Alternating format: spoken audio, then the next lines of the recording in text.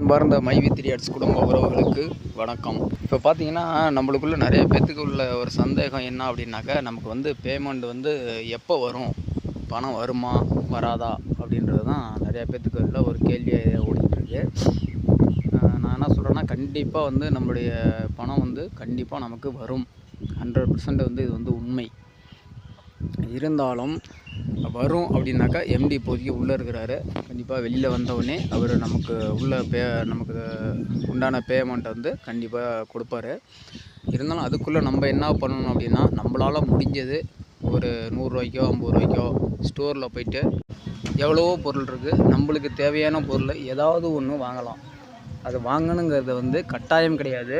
இருந்தாலும் நம்ம கம்பெனி நம்ம ரன் பண்ணணும், நல்லா நீண்ட நாள் இருக்கணும் அப்படின்னு நினச்சோம்னாக்கா, கண்டிப்பாக நாம் பொருள் வாங்கினா தான் அது நிரந்தரமாக இருக்கும், நீண்ட நாள் இருக்கும் அப்படின்றத நம்ம முதல்ல தெரிஞ்சுக்கணும்.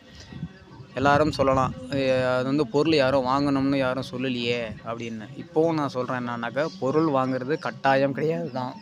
கட்டாயம் கிடையாதுனாலும் நம்ம கம்பெனி, நமக்கு பணம் கொடுக்குற கம்பெனி, நம்ம கம்பெனியில் நமக்கு தேவையான பொருளை வாங்கினா என்ன அப்படின்றது தான். எல்லோரும் போய் வாங்குங்க. எல்லோரும் சொல்லலாம், இப்போ இவ்வளோ இக்கட்டான சூழ்நிலையில் என்னால் இஎம்ஐ கட்ட முடியல, வட்டி கட்ட முடியல, ஃபைனான்ஸ்காரன் தொல்லை, இப்படி இருக்கும்போது நாங்கள் எப்படி போய் வாங்குறது அப்படின்னு கண்டிப்பாக எல்லோரும் கேட்கலாம். எல்லாருக்கும் உள்ளது தான். இருந்தாலும் நான் மெயினாக நம்முடைய அப்ளைனர்ஸ், அதாவது சீலிங் முடிச்சிருக்காங்க பார்த்தியா, அவங்க முதல்ல போய் வாங்கினாலே போதும். மொத்தம் 9 லட்சம் பேர் இருக்காங்க. சரிங்க, அந்த சிஎம்மு, கோல்டு மெம்பரு, பிஎம் இல்லாமல், ஓஎம்பிஎம் இல்லாமல் 9 லட்சம் பேர் இருக்கிறதா சொல்கிறாங்க. அந்த 9 லட்சம் பேருமே போய் ஸ்டோரில் போய்ட்டு பொருள் வாங்கினாவே நம்ம கம்பெனியோடைய ரொட்டேஷன் எங்கேயோ போயிடும். நமக்கு வர பேமெண்ட்டு பிரச்சனையும் கிளியர் ஆகிடும். எப்படி அப்படின்னாக்கா, பணம் ரொட்டேஷன் ஆகி நம்ம கம்பெனியில் பணம் இல்லைங்கிறாங்க. இது மாதிரி நம்ம பொருளை போய் வாங்கினோம்னாவே நமக்கு தேவையான பணம் நமக்கு கம்பெனிக்கு இதாகிடும்.